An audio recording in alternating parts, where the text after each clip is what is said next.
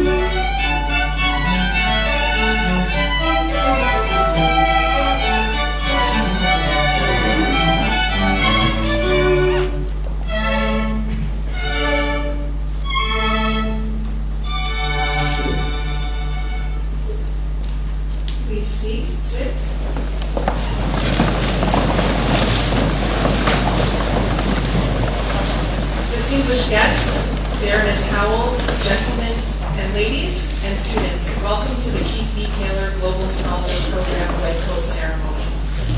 The Baroness Howells of St. David's, OBE, is a distinguished Grenadian and the only Grenadian in the House of Lords. She has had a long relationship with St. George's University, not least through her being the president of the Windward Islands Research and Education Foundation, the research and scientific center based on St. George's University's True Blue campus. Please join me in welcoming Baroness Howells to the stage.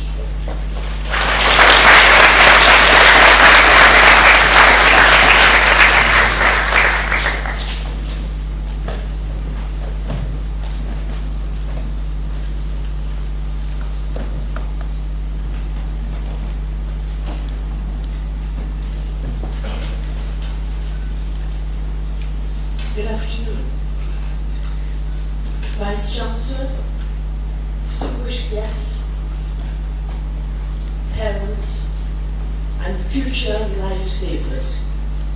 It is a pleasure to welcome you all to this white coat ceremony.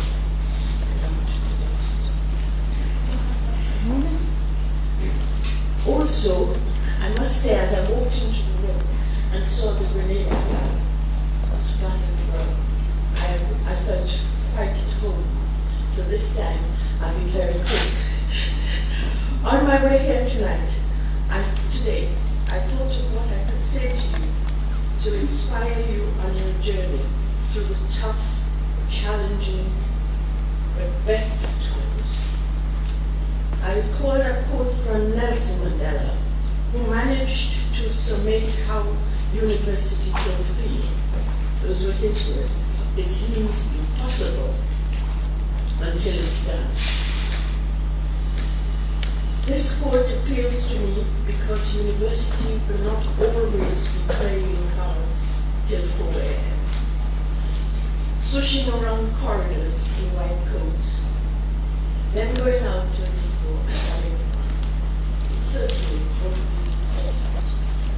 Sometimes you will find you want to give up. You may feel like you're not good enough to complete the mountain of paperwork that sits in front of you. Sometimes, after your fourth cup of coffee, or even your sixth cup of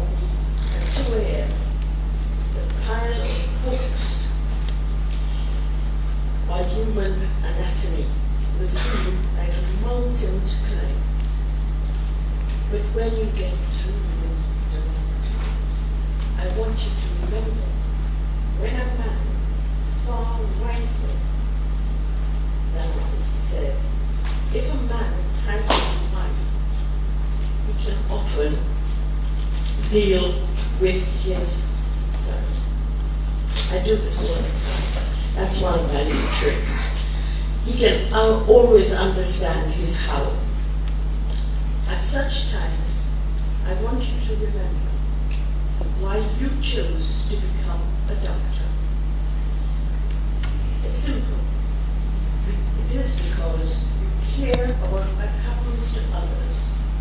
You're dedicated, you're kind, you're compassionate, and you're all compassionate people who will spend their lives helping those in need. There may be moments of doubt, there always is, but you're all here because you are brilliant.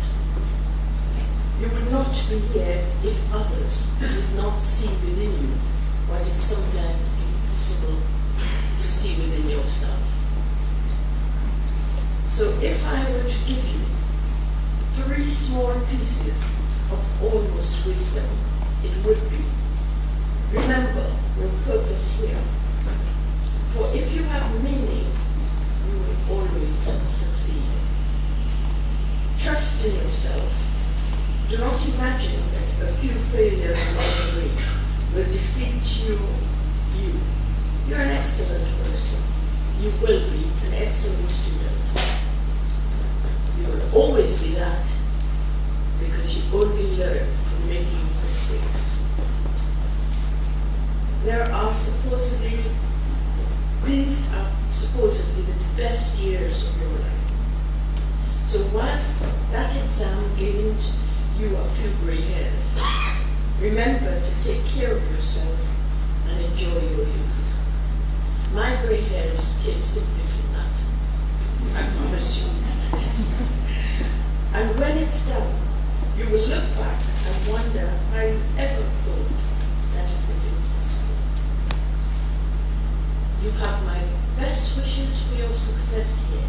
This is a university that I feel very passionate about, and I'll try to keep in touch with you if you ever wish to visit the House of Lords. I'm told it's an education. You're all welcome. Just let me know in time. Otherwise, I may not be there. But just let me know if you ever wish to visit, and don't all come together. I thank you for your kind attention.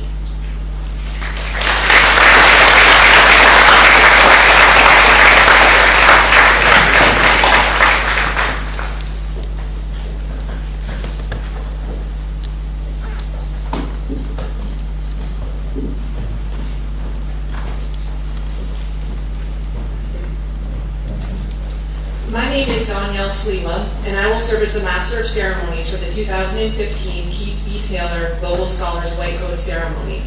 I am a 2008 graduate of the Master of Public Health program and a 2012 graduate of the Medical Degree program at St. George's University. I completed my internal medicine residency training earlier this year, and I am currently a fellow in hematology and oncology at Bay State Medical Center, Tufts University School of Medicine in Massachusetts.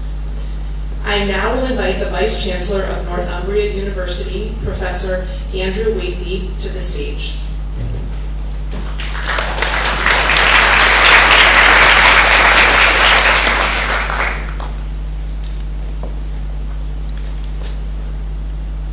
Well, distinguished guests, colleagues, ladies and gentlemen, and new students. It gives me very great pleasure to welcome you all to Northumbria University and to the city of Newcastle upon Tyne. Today marks a milestone in your academic careers as we formally recognise the beginning of your journey to become qualified medical doctors.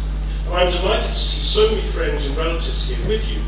I'm confident that they will be very proud of your achievements and of the path that you've chosen. All of you here today have chosen to make the care and well-being of others your purpose in life. Such a choice brings with it great responsibility, and throughout your career you will face substantial challenges. But I've no doubt that the knowledge that people and communities will benefit from your care will bring great personal and professional fulfillment. Our academic staff in the Faculty of Health and Life Sciences will help you to develop the intellectual capability and the clinical techniques that you will require in your chosen fields. Our clinical skills laboratories will provide the opportunity for you to put into practice and to interact and learn from other health professionals. And our modern learning environment will help you to develop the critical ability to question, to challenge, and to innovate.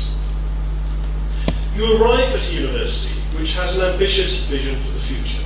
A research-rich, business-focused professional university, Northumbria now sits firmly in the UK's top 50 for research power, and our share of research rated as world-leading and internationally excellent in the Research Excellence Framework last year tripled.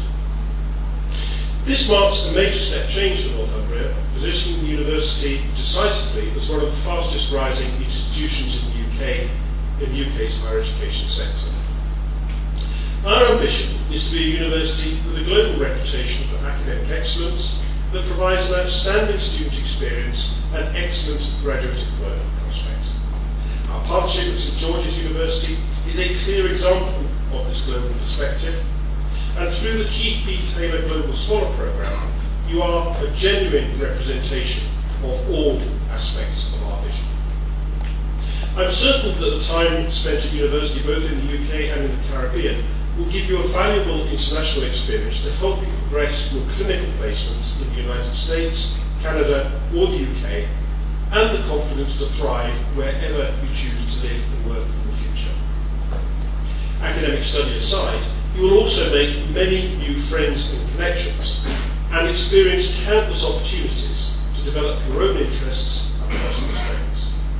The potential positive contribution that you can make to Newcastle, Gateshead and the wider region here is absolutely enormous, and I warmly encourage you to engage with our local community wherever you can. Our hope is that your experience on the Keith B. Taylor Global Scholar Programme will be both life-changing and exhilarating. And I'm confident that today marks the beginning, therefore, of a very rewarding phase in your lives. I wish you every success in your studies, both at Northumbria and St George's Universities, and in your future medical careers. Thank you very much.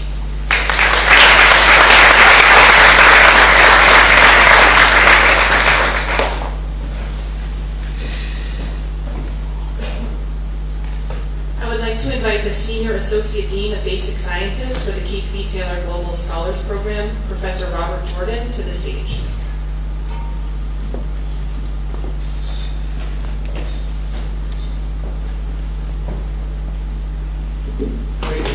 Welcome, ladies and gentlemen, and soon to be, within 4 years' time, graduates of St. George University. I'll keep this very short, very precise. We have a full schedule. We've got 75 reading codes to put on, and we've got some distinguished speakers that follow. First thing I'd like to say, though, is thank you, Dean Lambert. Thank you and your crew, your wonderful crew in admissions and enrollment planning, for sending us a superb class. These guys are great. I spent this week 4 days with them, and everyone who's interacted with the class so far has been totally impressed. They're bright, most are young, they're invigorating, they've got a wonderful speedy core already, and they haven't even begun their work in the classroom yet. So thank you for choosing a superb class.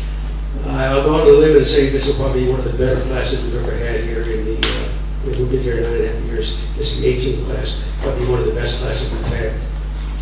Secondly, I was kidding earlier when I first met you this past Monday, about the word welcome and every time you hear it here.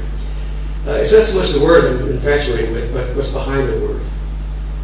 You were introduced to and chatted to and talked to a number of people who were thoroughly and convinced that what they give you, the information they give you, the way they give it to you, is sincere, truthful, honest, and will benefit you in your stay here in Newcastle.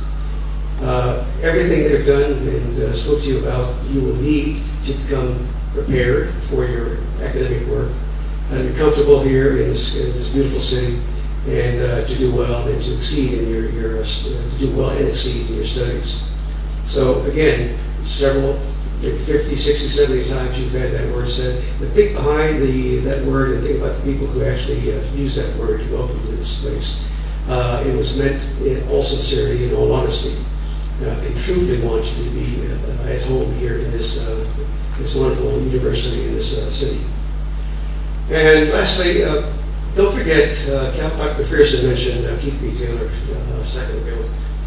Every time I walk onto this campus, I look over my shoulder and I see Keith right there. He was a tremendous individual. Those of us who had the honor and the pleasure of knowing him, working with him for many years, will never forget his presence, his honesty, his humbleness, his straightforwardness and truthfulness.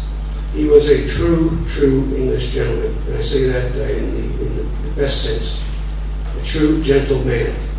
And as you go through your career in medicine, try to take a little time out to read about Keith and his attributes, and try to emulate that man.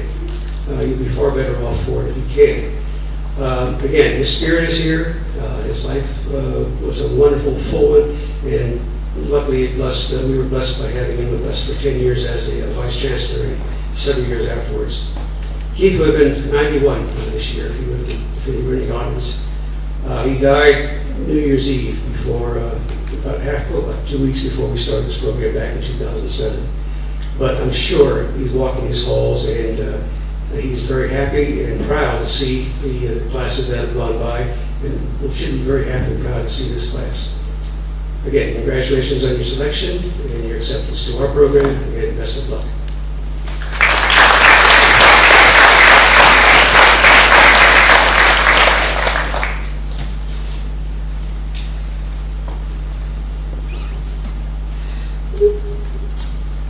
The Arnold P. Gold Foundation created the White Coat Ceremony in 1993 to promote humanism in medicine. St. George's University School of Medicine initiated its own White Coat Ceremony in 1996, long before many other U.S. medical schools. In 2003, the Gold Foundation founded the Gold Humanism Honor Society, which is an international society dedicated to the promotion of humanism, professionalism, and ethics in medical practice and education. SGU annually inducts new members into its chapter of Gold Humanism Honor Society. SGU's chapter of the Gold Humanism Honor Society envisioned and established the Humanitarian Student Organization in 2009, through which preclinical students can engage in service activities for their communities with support from the Gold Foundation. In your program today, you will see the names of this year's inductees, who are presently doing their fourth-year medical school rotations, and we honor their embodiment of Gold Humanism Honor Society ideals and their efforts to provide humane, caring, and professional patient care. Thank you again for the privilege to be the Master of Ceremonies at today's Keith B. Taylor Global Scholars White Coat Ceremony. It is truly an honor being here to witness you make your pledge and commitment to the practice of medicine. Just a handful of years ago, I myself was sitting in Charter Hall on the St. George's University campus in Grenada, making the same commitment at my own White Coat Ceremony. I recall feeling a great sense of pride in my decision to become a physician and an eagerness to contribute meaningfully to the rapidly changing landscape of healthcare. I had wanted to become a physician since a very young age, and I was particularly interested in the role of culture and language in the practice of medicine. This led me to study anthropology and Spanish while pursuing my pre-medicine requirements, and has ultimately made my practice of medicine richer and more dynamic. The ability to connect with your patients beyond their illness and treatment is a powerful, humbling, and integral component of being a physician, and one that I hope you come to appreciate on the journey you are starting at this moment. I urge you today, as you are robed in your white coat for the first time, to consider what and who brought you to this day. Perhaps you have had a lifelong dream to pursue medicine, steeped in a family legacy of physicians. Perhaps you have a passion for justice and you want to dedicate your career to seeking healthcare equity. Or maybe you've watched and felt the pain and suffering of a loved one as they were sick or dying, and you are motivated to provide comfort. Whatever it was that encouraged you to make this commitment to medicine, remember to always keep your inspiration for choosing this path in the forefront of your mind and heart. There will be times when you will struggle, you will falter, you will fail, and you will consider giving up. But don't.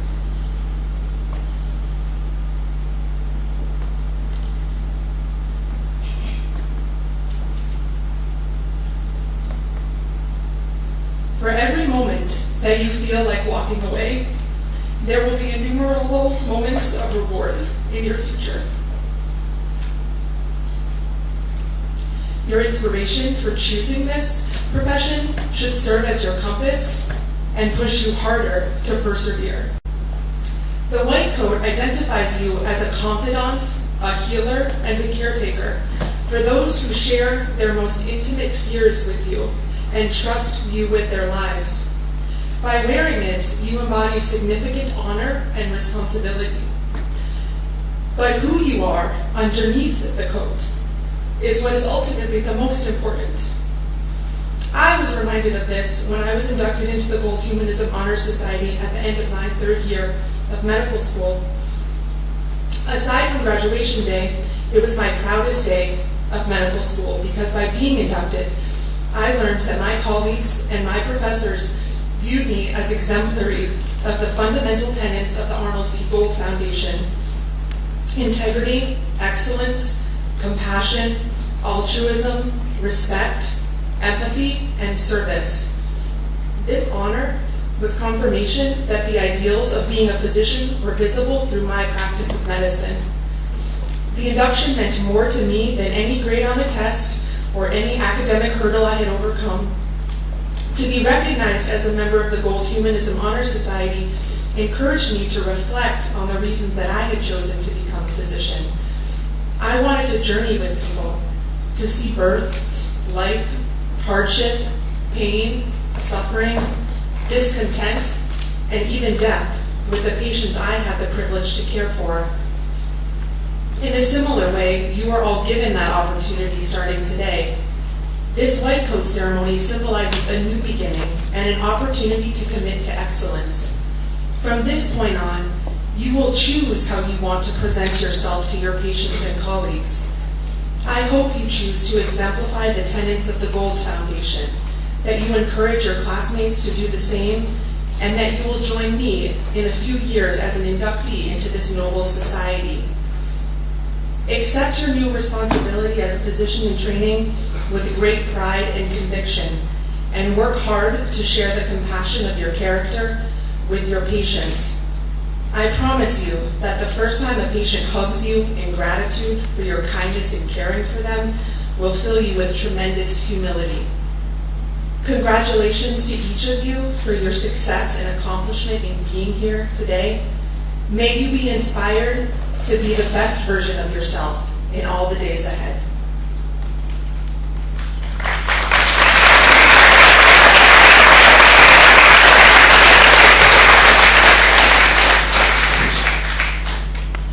Please welcome Dr. Arthur Dursey. Dr. Dursey is Director of the Center for Bioethics and Medical Humanities and is the Julia and David Eline Professor of Medical Humanities and Professor of Bioethics and Emergency Medicine at the Medical College of Wisconsin. Dr. Dursey?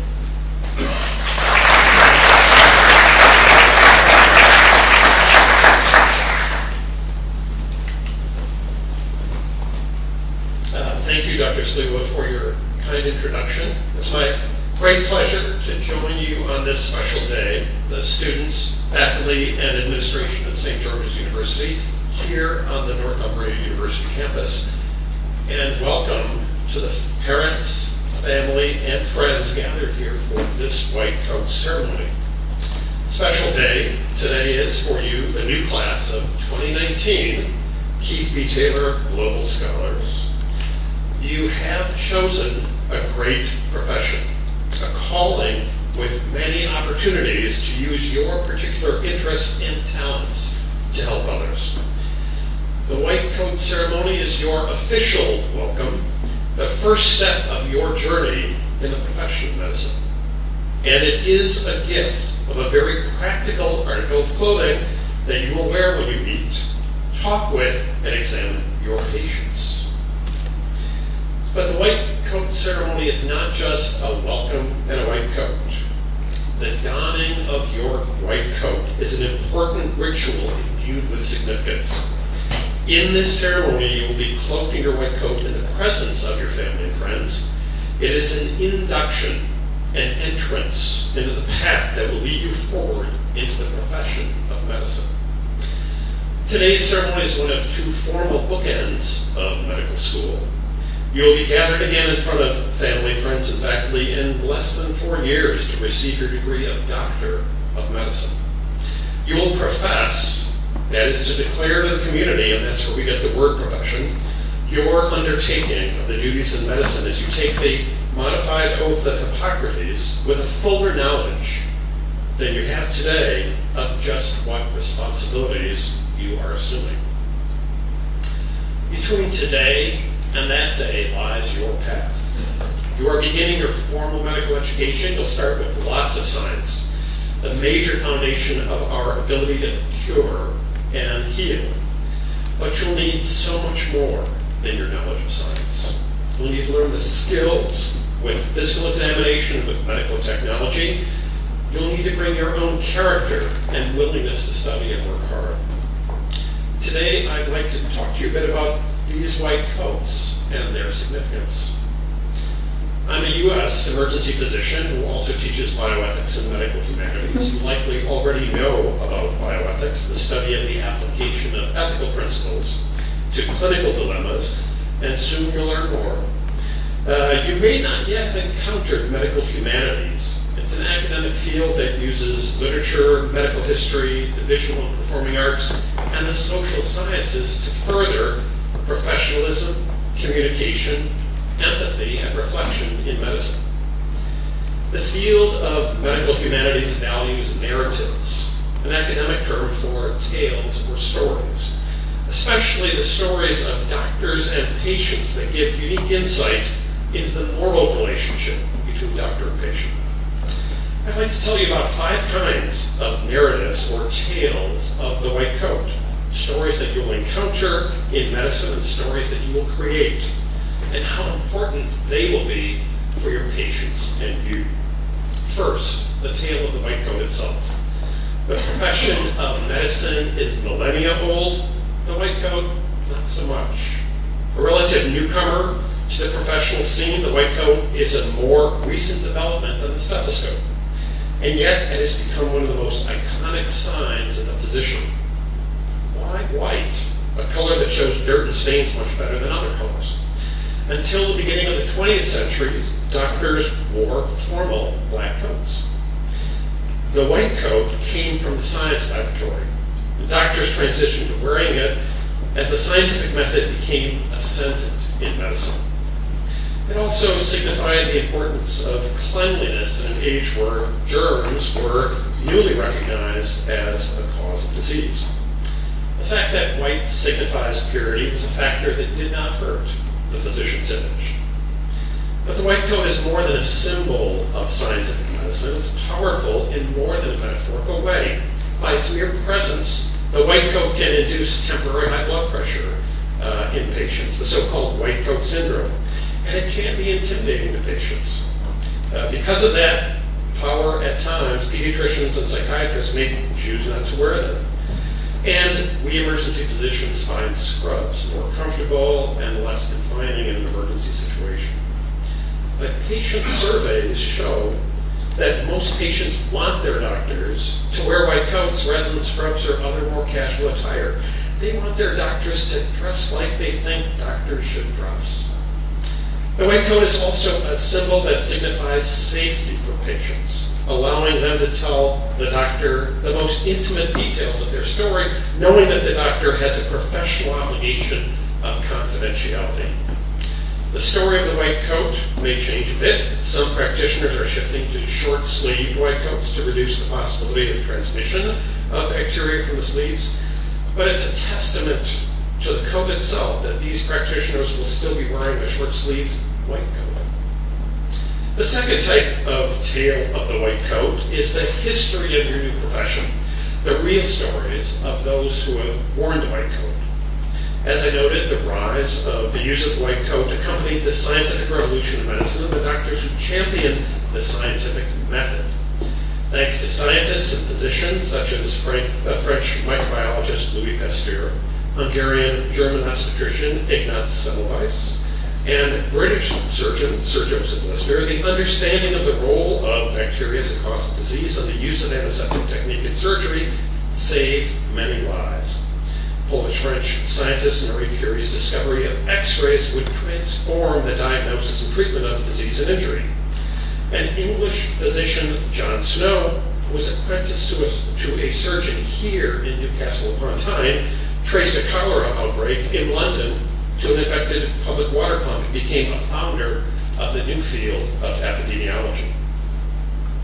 We in North America learn the stories of new physician scientists cloaked in white coats, such as Sir William Osler, a Canadian who became the first professor of medicine at Johns Hopkins University, who combined clinical training with classroom instruction, and began the first specialty training in medicine known as a residency, because the trainees lived on the hospital grounds. Other white coat-clad leaders include Elizabeth Blackwell, the first woman to graduate from a U.S. medical school and then a pioneer in women's medical education, and Charles Drew, an African-American surgeon and medical researcher who developed blood banks during World War II. Each new generation of physicians should know the stories of those who've worn the white coat before them while blazing new paths in the profession. The tales of physicians who wear the white coat include not only the scientific trailblazers who made exciting discoveries, but also tales about modern-day medical leaders in your chosen area, global health, physicians who are caring for their patients by delivering needed health care around the world. Today honors the legacy of Dr. Keith B. Taylor, who envisioned a broader medical education with public health as an essential part of its framework. Congratulations on your membership in the Global Scholars Program that bears his name. The book Mountains Beyond Mountains by Pulitzer Prize-winning author Tracy Kidder tells the story of another global health pioneer, Dr. Paul Farmer, who works to improve the health of the people of Haiti, among other countries. Farmer co-founded Partners in Health in 1987, which is a global health organization that has worked to transform the health care of the poor in many underserved nations. One of my medical school graduates, Dr. Peter Grobak, is an internist and pediatrician who finished his residency just 10 years ago and works as a director of Partners in Health in Rwanda, working closely with the Rwandan government to provide health care and social services to nearly 1 million people.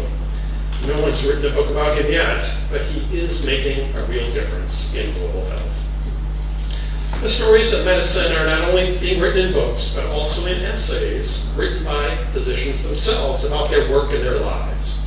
Increasingly, these essays in medical humanism are published along with scientific articles in medical journals, and in blogs, and in social media, with due regard for patient confidentiality.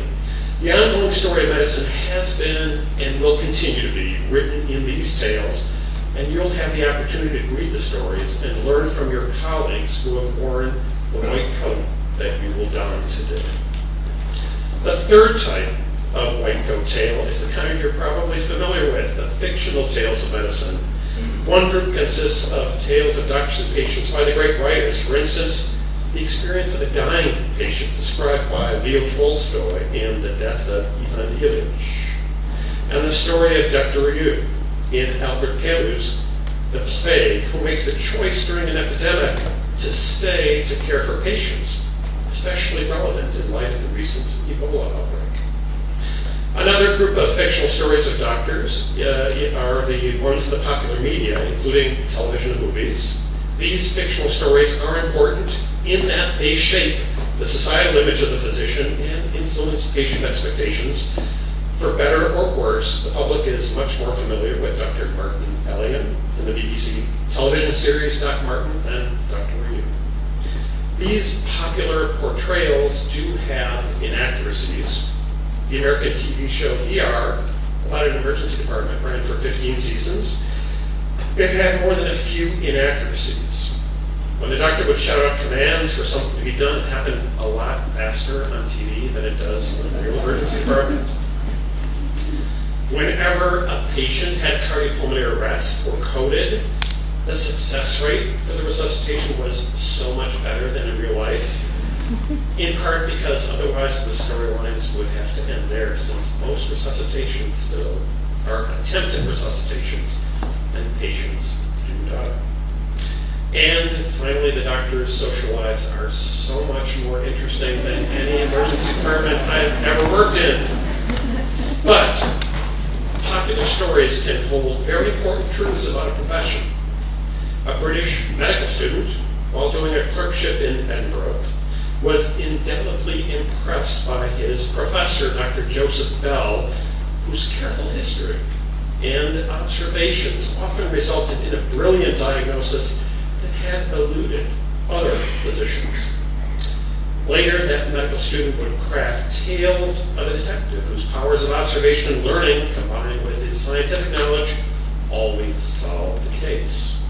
That physician-writer, Arthur Conan Doyle, named his detective Sherlock Holmes. In fact, another recent American TV show featured a fictional rogue physician, Dr. Gregory House, played by British actor Hugh Laurie, whose specialty was diagnostic medicine and who broke pretty much every rule of professionalism in medicine. His fictional name, House, is an intentional pun on the last name of his detective predecessor, Holmes. Your teachers will spend much time teaching you the keen diagnostic and observational skills of Dr. Holmes' predecessor, Dr. Bell, as well as Dr. Bell's technique of carefully listening to the patient's story. And of course, your teachers will exemplify the professionalism that Dr. House so sorely lacks. The fourth and most important kind of white coat tale is the one told to each of you by your patients. You'll have the privilege of hearing tens of thousands of patient stories during your career. And I've counted mine in the tens. You may not think of yourself as a writer, but you will learn to write these stories in the form known as the patient history. And you'll be writing these stories about your patients pretty much every working day, and sometimes on your days off. For even with modern technology, listening carefully to these stories is still important to be a good diagnostician. Dr. Rachel Remen, a U.S. pediatric hematologist who became a therapist and has written about the doctor-patient relationship, led a small group at a seminar I attended. She asked us, why is it important to listen to patient stories with empathy? And you know that empathy is the ability to understand and share the feelings of another. I answered, in order for the patient to be comforted, to help the patient feel better. Yes, she said, but not only to feel better, it's needed for the patient to become better. Now, the scientist in me had been skeptical of whether listening empathetically can actually make patients better, but there are studies showing that it can improve patient outcomes. So whether listening empathetically to the patient's story comforts or can help cure, the act of listening is important in order to be a good healer. There's another reason you'll need to listen to patient stories carefully, and that is to coax out the rest of the story. Patients won't always tell you the full story the first time because they may ignore parts, forget them, or we may cut off their story. Your questions, based on your careful listening, may help them to reveal a more complete medical history so that you can better help them. You'll need to listen to their values embedded in their story, so when they do have a choice among options, you as the professional will be able to guide them in choosing wisely and well. Inevitably, you will hear stories of patients whose cultural backgrounds and whose histories are radically different from your own.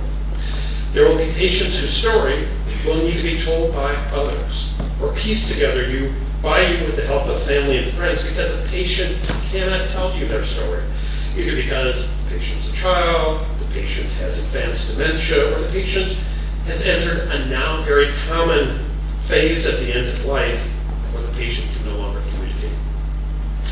Patients will also look to you to tell them stories about themselves, stories about their future. This is one of the 3 central medical arts you will learn: diagnosis, treatment, and prognosis or foreknowledge. The story of the future that you will tell your patients will likely be about the course of their disease and how their malady will affect their lives. There are times you will need to tell your patient and the family about the final chapter of life, how he or she may face the dying process. And you will sometimes tell families who are not present how their loved ones died. Families will remember forever how compassionately you tell them that story. The 5th kind of white coat tale is yours. Today begins the first chapter of your story in medicine. You will invest greatly in your medical education with intellectual and physical effort and financial resources. I can tell you that the investment will be well worth it, both because the profession of medicine is a worthy calling and because physicians will be needed in this world very far into the foreseeable future. You won't need to worry about looking for work in medicine. The work needed to be done will be looking for you. Because patients will entrust you with their health and their lives, the process you are beginning will be one of lifelong learning in order to improve your knowledge and skill as medicine advances. You will make mistakes as you learn. Everyone does. Errors are much more common in medicine than even experts had realized, in part because the field of medicine has become much more complex, and in part because we become better at identifying errors in order to put systems in place to prevent them. Patients and families will, more often than not, forgive you for not being perfect. They will also want you to learn from it. The new white coat you receive today will have many successors. You will wear them out. The sleeves and the pockets will go long before the seat of the coat, because as you take care of patients, you'll find that you won't be sitting down much. A succession of these white coats will accompany you as you grow as a physician, and the white coat at times will absorb the blood and tears of your patients. One of the biggest challenges posed by the rigors of your medical training will be the danger of losing the natural empathy you bring to medical school. You'll need to work hard to keep your empathy, your balance, and your humanity, and to continue to nurture your relationships with your family and friends. You won't have to face those challenges ahead alone. Along the way, you'll have mentors, professors, and clinical teachers who will help you face these challenges. And you will share the responsibility of caring for your patients with your colleagues in the profession of medicine, as well as in the allied healthcare professions, such as psychology, nursing, and social work, as we increasingly practice medicine as part of a team of professionals. Today, we also recognize those who have been part of your story, your family and friends who have supported you in reaching this day. We thank them and ask them to continue to support you as you begin this new chapter of your story as a medical student at St. George's University. Many medical schools have yearbooks with graduation photographs, and some schools' hallways are lined with photographs of each year's graduating class. When you come across these photos, take a moment to look at them. Each one of these graduates has a story in medicine, and so will you. As Keith B. Taylor Global Scholars at St. George's University, you will have a special opportunity to make a difference for people around the world who need your skilled and caring hands. Your story doesn't need to be among the great stories of medicine, but you will want it to be counted among the good ones. Work that benefits your community and that you enjoy. a career of which your patients, your family, and you can be proud. So I've told you about 5 kinds of white coat tales or stories in medicine, and now I'd like to give you just one piece of advice for your journey in medicine. To be a good doctor, to write your story well in medicine so that you can better help to diagnose, to heal, and to comfort your patients, you'll need to listen carefully to these, the tales of your patients, your colleagues, and the history of medicine. As you take your first steps as a student of the profession of medicine, I wish you the best today and always for a successful and enjoyable career as a doctor of medicine. Thank you and congratulations.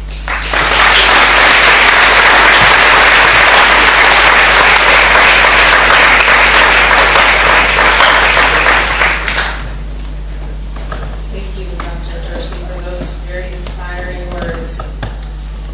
To welcome each of you to the medical profession, St. George's University School of Medicine will now present you with a white coat symbolizing your entry to the profession and your commitment to uphold the duties and trust associated with medicine and medical training.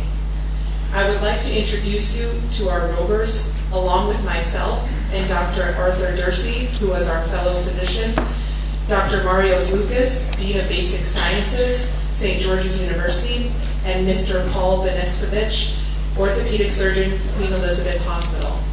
We will now begin robing the students. In recognition of our international enrollment, Dr. David Holmes, Associate Dean for Basic and Allied Health Sciences UK for the Keith V. Taylor Global Scholars Program, will call each student by name and state their country of birth. Please hold your applause until all students have been robed. For safety, we ask the audience to kindly remain seated.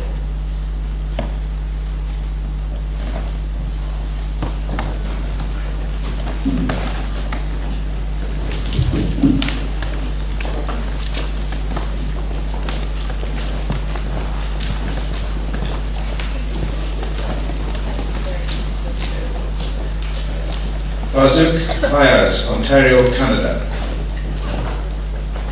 Stefan Markovich, Ontario, Canada.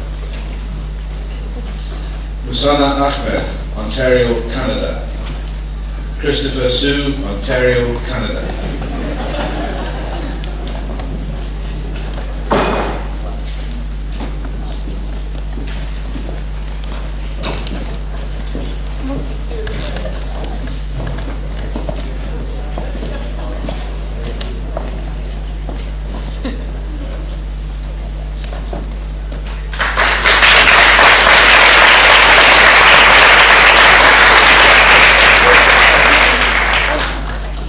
Haig Manugian, Ontario, Canada. Eric Dessar, Ontario, Canada. Jacob Effrink, Missouri, USA.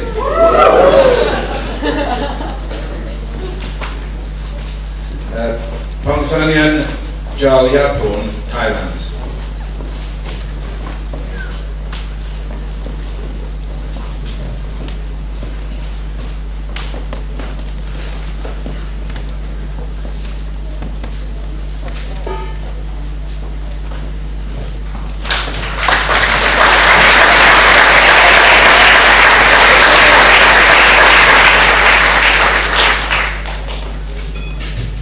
Manan Singh, India. Nital Murthy, British Columbia, Canada. Mary Louise Point, North Carolina, USA. Pratichi Mishra, India.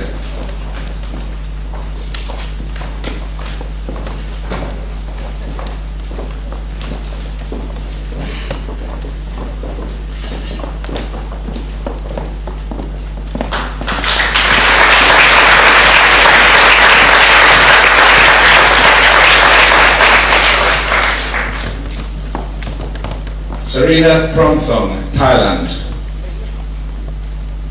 Paige Parent, Ontario, Canada.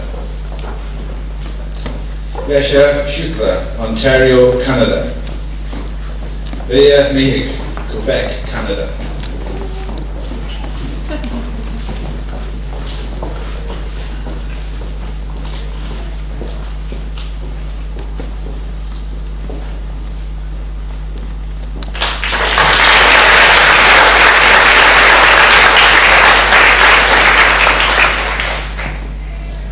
Shamriz Tamana, New York, USA. Trevor Brown, Ontario, Canada. Brandon Brown, Ontario, Canada. Thomas Adams, Florida, USA.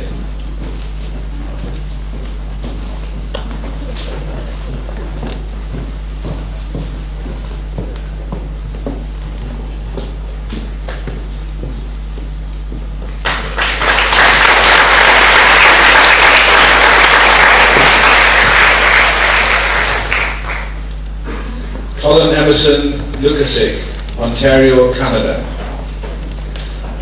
Jonathan Isaacson, Florida, USA. Amandeep Sarah, British Columbia, Canada. Samuel Joseph, New York, USA.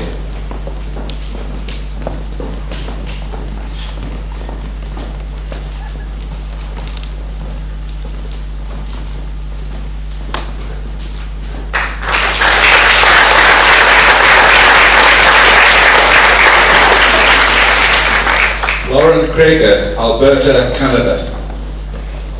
Marianne Hughes, Ontario, Canada.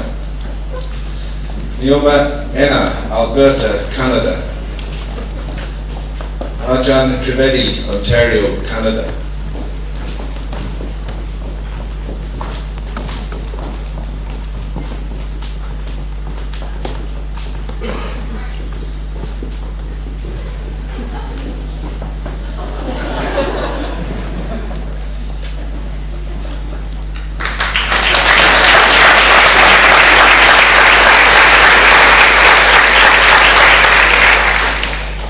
Javan Vemuri, Ontario, Canada.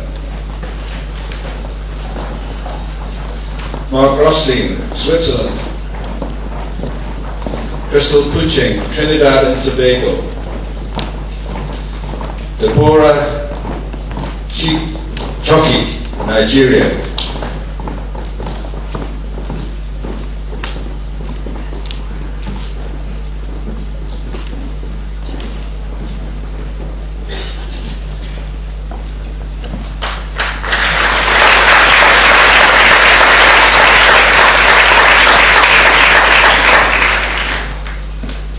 Abby Norkedi, United Kingdom. Keturah Bull, Bahamas. Christina Dimek, Ontario, Canada. Amanpreet Singh, Ontario, Canada.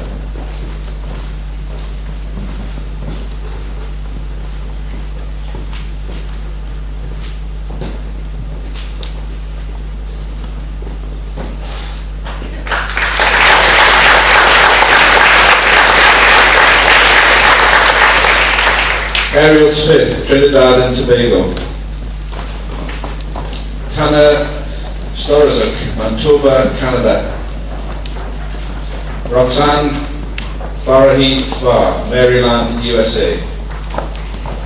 William Kay, Arizona, USA.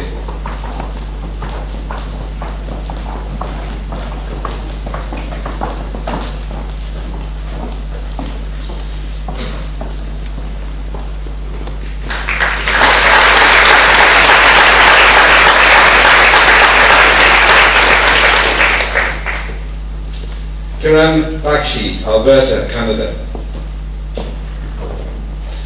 Bashawi Matias, Manitoba, Canada.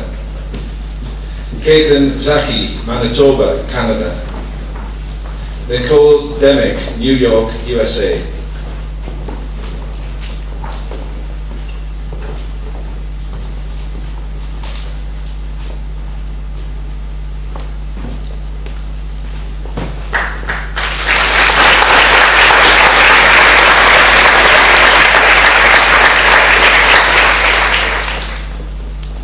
Yite Desai, Ontario, Canada. Mark Vanderland, Ontario, Canada. Alexander Walker, Alberta, Canada. Tenzin Shalom, Ontario, Canada.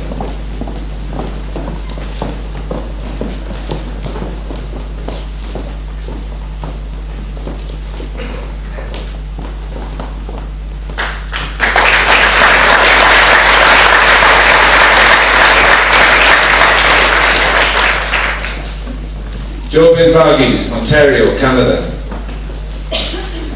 Jacob Alex, Ontario, Canada. Philip Chivaya, British Columbia, Canada. Ramyar Segachi, British Columbia, Canada.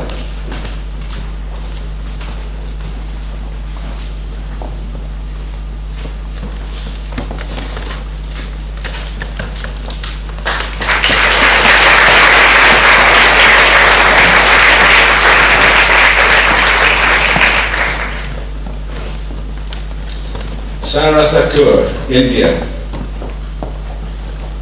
James Yun, Indiana, USA. Erandeep Boparai, British Columbia, Canada. Karan Sekon, Ontario, Canada.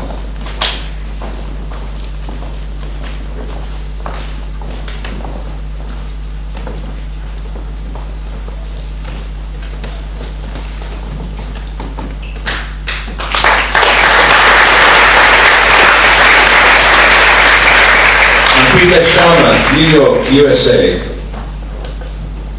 Holly Stacey, Ontario, Canada. Nicole Todd, Alberta, Canada. Gurpreet Nagra, British Columbia, Canada.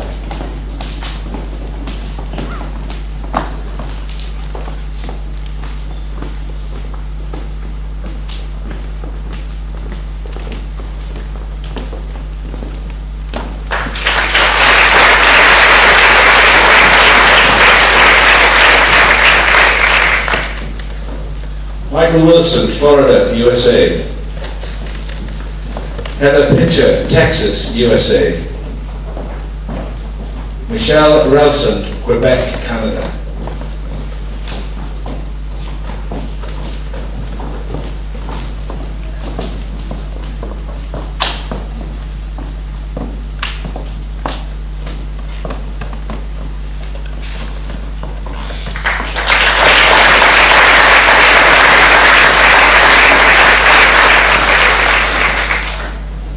Charles Schaller, North Carolina, USA. Victoria Kunatharanam, New York, USA. Sheesh Mohammed, Ontario, Canada.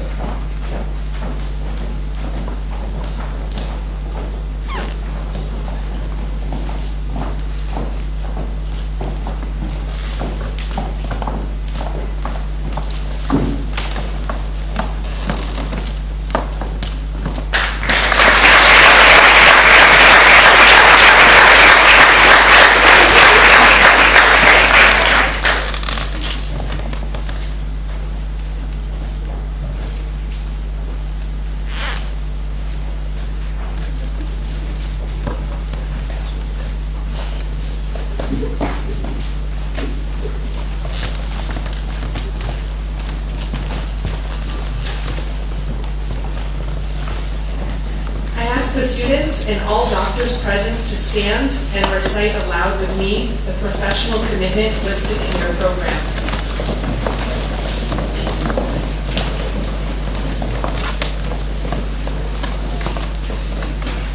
Today is the beginning of my medical education and training as a physician. I acknowledge my responsibility to continue the pursuit of knowledge and understanding until that day when I will cease to be a practicing physician. I am entering training for a noble profession in which my interest must always be subservient to those who may seek my assistance. I must be ever conscious of the value of my fellow health professionals and treat them with respect at all times. My classmates at St. George's University are now my colleagues, and I owe to them the same support and encouragement to achieve their goals as I hope to receive from them. I will work alongside my colleagues and professors with tolerance, compassion, and honesty. I acknowledge my obligation to adhere to the University Honor Code and to conduct myself with integrity and in an ethical manner at all times henceforth. I shall do all within my power to show in myself an example of all that is honorable and good throughout my medical career.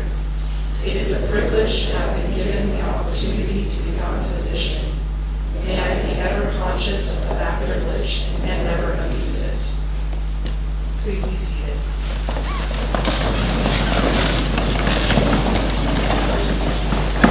On behalf of St. George's University, I would like to thank the Arnold Gold Foundation for the Humanism in Medicine pins placed on each student's white coat. Thank you to the students, families, St. George's University faculty, staff, and administrators for your support and presence at this ceremony. I would like to cordially invite all of you to attend a reception in Escape in honor of the recipients of white coats today.